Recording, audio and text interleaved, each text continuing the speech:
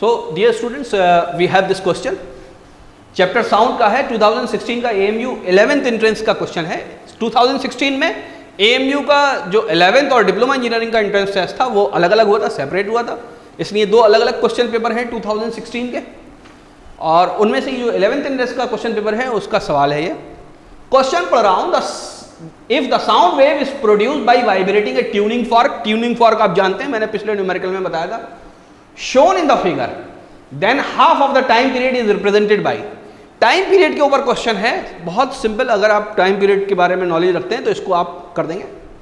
सबसे पहली बात मैं एक करेक्शन कर दूं, if the sound wave is produced by vibrating A tuning fork is shown in the figure, ये कह रहे हैं यहां पर साउंड वेव, ये जो क्वेश्चन में फिगर आई है वो मैंने यहां राइट हैंड साइड पे बनाई है, तो साउंड वेव को यहां बनाया गया, actually this is not sound wave, ये जो फिगर बनाई गई है ये क्वेश्चन में थोड़ा सा मॉडिफिकेशन होना चाहिए, साउंड वेव नहीं कहना चाहिए इसको, इसको इंटेंसिटी का ग्राफ है बेसिकली साउंड वेव का, बात समझ में आई।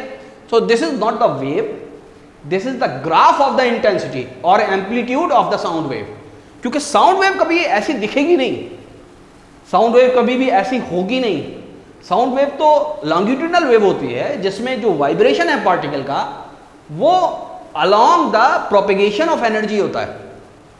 तो ये वाटर वेव हो सकती है, ये कोई और दूसरी वेव हो सकती है ऐसी जो कि ट्रांसवर्स वेव हो। बहरहाल तो साउंड वेव को भी हम ऐसे रिप्रेजेंट करते हैं अगर उसकी इंटेंसिटी हम प्लॉट करें ग्राफ पर, ओके। तो ग्राफ पे जब भी हम इंटेंसिटी प्लॉट करते हैं तो यहां पर तो हम ले लेते हैं amplitude, that is basically the energy पर स्क्वायर मीटर आप कह सकते हैं, और ये A और ये A, इससे कंफ्यूज मत हो जाइएगा आप, तो मैं यहाँ A' लगा देता हूँ, और यहाँ पर जो लेते हैं ये आप लेते हैं बेसिकली डिस्टेंस या डिस्प्लेसमेंट, ओके। आमतौर से यही होता है। तो एक वाइब्रेशन जब होता है, वाइब्रेशन क्या होता है, for example suppose this is the diaphragm, तो ये वाइब्रेट कैसे करता है, ये ऐसे एयर को पुश करता है आगे और फिर वापस आ जाता है, फिर पुश करता है फिर वापस आ जाता है। तो एक बार पुश करना और फिर वापस आना, दिस इज वन वाइब्रेशन, बात समझ में आई क्या।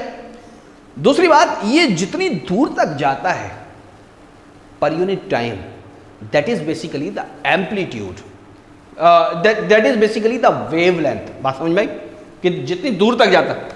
तो ये बेसिकली जो वेव है, अगर एक्स एक्सिस पर, अगर एक्स एक्सिस को हम डिस्टेंस ले लें तो ये जो लेंथ आपको दिखेगी ये दिखेगी आपको वेव लेंथ, बात समझ में आई। ये है बेसिकली वेव लेंथ, और यहां से लेके यहां तक है एक वाइब्रेशन या एक cycle, okay, this is one thing. लेकिन अगर हम एक्स एक्सिस पर मीटर यानी वेवलेंथ ना लेकर या डिस्टेंस ना लेकर टाइम ले लें, क्योंकि जब ये वन वाइब्रेशन करता है तो वन पुश एंड पुल, बात समझ में, तो इसके अंदर कुछ टाइम भी लगता है। तो अगर हम एक्स एक्सिस पर टाइम ले लें तो यहां से यहां तक बेसिकली क्या होगा, यहां से लेकर यहां तक टाइम पीरियड होगा, ओके। तो एक्स एक्सिस पर हम दो पैरामीटर्स ले सकते हैं, या तो डिस्टेंस ले लें या टाइम ले लें, ठीक।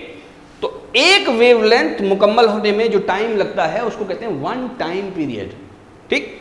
तो एक टाइम पीरियड कहां से कहां तक होगा, यहां से लेकर यहां तक होगा, ए से लेकर ई तक होगा। तो कह रहे हैं if the sound wave is produced by vibrating A tuning fork shown in the figure, than half of the time period, half of the time period कितना होगा, तो half of the time period होगा ए से लेकर सी तक। Actually में क्या है, इसके दो पार्ट हैं, one is positive one is negative, okay. तो इस पूरे को अगर मैं दो हिस्सों में बांट लूं, यानी एक पॉजिटिव अलग और एक नेगेटिव अलग, तो ये बेसिकली हाफ टाइम पीरियड होगा। तो AC is the half time period, AC कहीं आंसर में नहीं है, आंसर में कहीं AC नहीं है, तो क्या होगा, तो CE होगा हाफ टाइम पीरियड, CE भी आंसर में नहीं है कहीं, ठीक। ना आंसर में AC है ना आंसर में CE है, तो आंसर क्या होगा। तो अब बात सुनिए, यहां से लेकर यहां तक जो टाइम बीता वो कितना बीता, कैपिटल T। अगर हम इस पूरी वेव को आधा कर लें तो ये यहां से लेकर यहां तक कितना होगा, ये कितना होगा t/2 और यहां से लेकर यहां तक कितना होगा, ये होगा t/2। तो t/2 हो गया, एक पॉजिटिव एक नेगेटिव। अब इस पॉजिटिव के भी दो हिस्से कर लें, तो इस पॉजिटिव के दो हिस्से कर लें तो यानी ये हिस्सा और ये हिस्सा आधा, यानी AB और BC ये दोनों कितने होंगे, ये दोनों ही बेसिकली t/4 होंगे। तो इस वेव के अगर हम 4 हिस्से करना चाहें तो 4 हिस्से कर सकते हैं हम, यानी A से लेकर B तक, A से लेकर और B तक हमें क्या दे रहा है, हमें दे रहा है t/4। बात समझ में आती है? और B से लेकर C तक हमें क्या दे रहा है, ये भी हमें दे रहा है t/4। C से लेकर D तक हमें क्या दे रहा है, ये भी हमें दे रहा है t/4। और D से लेकर E तक क्या दे रहा है हमें, ये भी हमें दे रहा है t/4। तो यानी 4 हिस्से हो गए इस वेव के। तो इसका मतलब अगर B से लेकर D तक हम देखें तो ये भी क्या होगा, half of the time period होगा। ठीक, देखिए B और D ये आंसर में दे रखा है, this is the correct answer. B and D is the duration equal to half of the time period. ठीक, ये तो आंसर हो गया। ऐसा भी दे सकते हैं, ये सवाल तो फिनिश हो गया यहां पर। इस सवाल को और मॉडिफाई कैसे कर सकते हैं, अगर लिख देते 2AB, this is also half of the time period. अगर लिख देते 2BC, this is also equal to the half of the time period.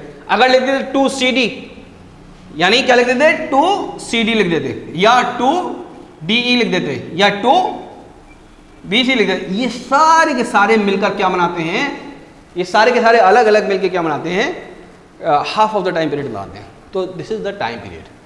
तो आप ये बात समझ लीजिए, यहां से लेके यहां तक, A से लेके E तक की ड्यूरेशन जो होती है वो टाइम पीरियड के बराबर होती है। ओके, इसको नोट कर लीजिए।